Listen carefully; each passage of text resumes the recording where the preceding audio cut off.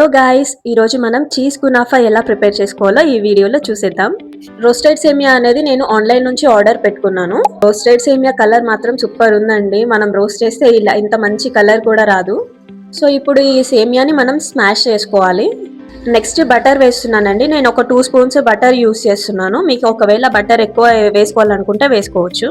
Butter వేసుకున్న తర్వాతకి ప్రాపర్గా మిక్స్ చేసుకోవాలి. నెక్స్ట్ ఒక ప్యాన్ తీసుకొని అందులో మిల్క్ యాడ్ చేసుకోవాలి.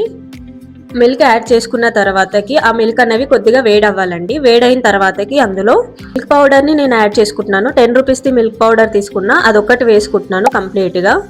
మిల్క్ పౌడర్ యాడ్ చేసిన తర్వాతకి కంటిన్యూస్గా కలుపుతూనే ఉండాలి. నేను చేసిన మిస్టేక్ ఇదే. సో అందుకని కొంచెం నాకు ఉండలు కట్టినాయి అనమాట ఆ మిల్క్లో. నేను 2 స్పూన్స్ కార్న్ఫ్లోర్ కూడా వేసుకొని కంటిన్యూస్గా మంచిగా ప్రాపర్గా కలపండి. నెక్స్ట్ 1 స్పూన్ షుగర్ యాడ్ చేసుకుంటున్నాను.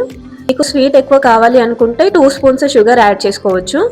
నెక్స్ట్ చీజ్ కూడా నేను యాడ్ చేసుకుంటున్నానండి. చీజ్ యాడ్ చేసుకుంటే ఇంకా చాలా మంచి ఫ్లేవర్ యాడ్ అవుతుంది. ఇవన్నీ వేసుకుంటూనే కంటిన్యూస్గా మిడిల్లో కలుపుతూనే ఉండాలి. క్రీమీ టెక్ కలిపి పక్కన పెట్టుకోవాలి. ఇప్పుడు ఒక ప్యాన్ తీసుకొని ఆ ప్యాన్కి ఒక 2 స్పూన్స్ బటర్ అప్లై చేస్తున్నాను నేను. మొత్తం ఈవెన్గా స్ప్రెడ్ చేసుకోవాలి ఆ బటర్ అంతా. నెక్స్ట్ మనం ఆల్రెడీ ప్రిపేర్ చేసి పెట్టుకున్నాం కదండి సేమియాని. ఆ సేమియాని మొత్తం ఈవెన్గా స్ప్రెడ్ చేసుకోవాలి. సేమియా చాలా ఎక్కువ ఉందంటే ఎక్కువ మందంగా కూడా వేసుకోవచ్చు.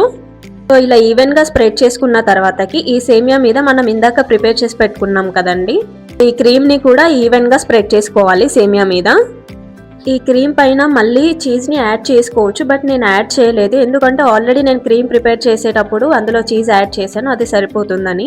నెక్స్ట్ దీనిపైన మళ్ళీ సేమియాని అప్లై చేస్తున్నాను. సో ఈవెన్గా మళ్ళీ అప్లై చేయాలి సేమియాని.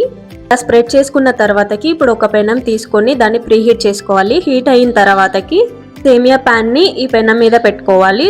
ఫ్లేమ్ అనేది చాలా లోగా పెట్టుకోవాలండి. అసలు హై ఫ్లేమ్ కానీ మీడియం ఫ్లేమ్ కూడా వద్దు. దీన్ని మనం ఒక 20 మినిట్స్ కుక్ చేయాలండి. కుక్ చేసిన తర్వాతకి సెకండ్ సైడ్ కూడా కుక్ చేసుకోవడానికి దీన్ని వేరే ప్యాన్ మీద వేస్తున్నాను నేను.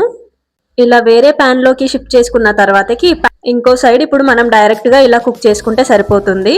డైరెక్ట్ గా కుక్ చేసుకునేది ఒక 5 మినిట్స్ సరిపోతుందండి. ఇంకా అంతకన్నా ఎక్కువ చేయాల్సిన అవసరం లేదు.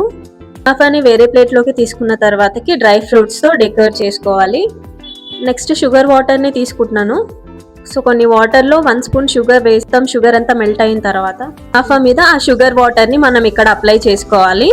షుగర్ వాటర్ వద్దనుకునే వాళ్ళు దాన్ని స్కిప్ చేసుకోవచ్చు. సో ఫైనల్గా మనకి చీజ్ కునాఫా అనేది రెడీ అయిపోయింది.